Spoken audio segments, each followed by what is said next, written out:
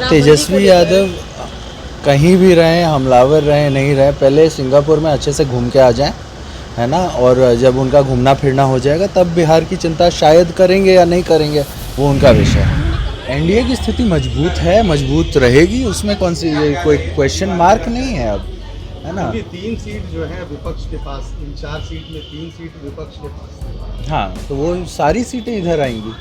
अब धीरे धीरे संख्या, हम पहले ही बोल चुके थे कि धीरे धीरे जो है महागठबंधन का विकेट गिरना शुरू हो चुका है, वो गिरते जाएगा। आप देख रहे, मैं हूँ आपके साथ वंदना। हमारे साथ बात करने के लिए हैं चेतन आनंद, परिचय के मोहताज नहीं है, इन्हीं से बात करते हैं।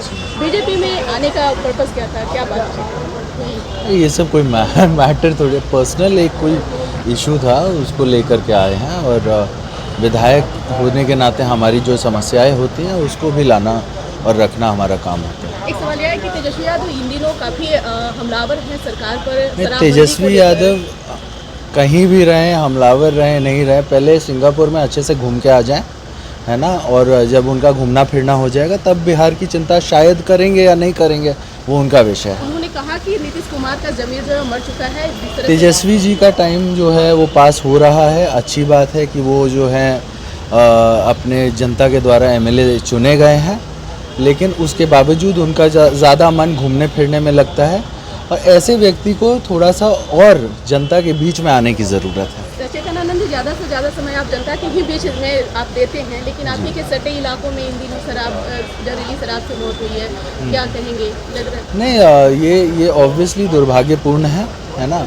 शराब कोई अच्छी चीज़ होती नहीं है, हाँ, लेकिन अगर ऐसा कुछ हुआ है तो ये दुर्भाग्यपूर्ण है। और हम ये कहेंगे कि शराबबंदी का एक पर्पस है, और वो पर्पस ये है कि ऐसी घटनाएं और ऐसी चीज़ों से जो है लोगों को बचाया जा सके। अगर ऐसा हो रहा है तो उसमें जो भी लूप होल्स हैं उसको देखा जाएगा। उपचुनाव को कैसे देख रहे हैं? क्या चारों सीट आप लोग बचाने में कामयाब होंगे? क्योंकि 3 सीट महागठबंधन के पास थी पहले। नहीं, आपको ये मैं बता देता हूँ, सिंपल सी बात है कि ये जो उपचुनाव है, इसका रिज़ल्ट इससे पहले भी आप देख चुके हैं। जब चुनाव में बहुत लोग चिल्पो मचाए हुए थे कि वो लोग जीत रहे हैं, ऐसे सीट आ रहे हैं, वैसे आ रहे हैं, तो उसके बावजूद जो है हमारे गठबंधन ने हर जगह कड़ी टक्कर दी। बिहार में जो है मजबूत स्थिति में रहे।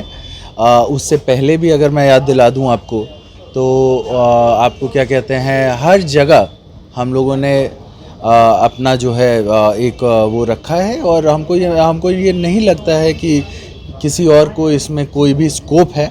अगर कोई सोच रहा है कि उसको वो सीट जीतने वाले हैं, अगर महागठबंधन वाले ये सोच रहे हैं, तो हमको लगता है कि उन लोगों को ज़्यादा लोगों के बीच में घूमने की ज़रूरत है, लोगों का जो है दिल टटोलने की ज़रूरत है।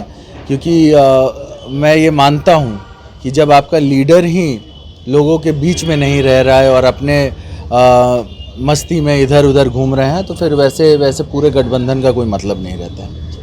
शुक्रिया बात करने के लिए। तो आपने सुना कि क्या कुछ कहना था चेतन आनंद का, और भी हम आपको सुनाते हैं।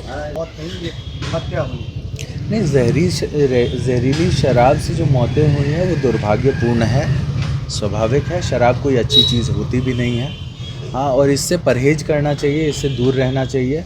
और अगर ये कहीं से लैप्स हुआ है तो उसके ऊपर सरकार अपना काम कर रही है। सरकार पता कर रही है कि ये लैप्स हुआ है तो कहाँ से हुआ। जिस तरह से हिंदू स्वाभिमान यात्रा गिरिराज सिंह निकाल रहे हैं, आपके पिता का एक बड़ा बयान आया है कि उसको रोका जाए। नहीं, देखिए, अभी सबको सब कुछ करने का वो है, ऐसा कोई वो नहीं है ना। और हम तो ये देखे नहीं है जो आप बात कह रहे हैं कि उन्होंने क्या कहा है क्या नहीं कहा है। हाँ, आप हमको मेरे पिताजी का स्टेटमेंट पहले दिखा दीजिए, तब हम कुछ कहेंगे उसके ऊपर, लेकिन मेरे पिताजी ने ऐसी कोई बात कही नहीं है।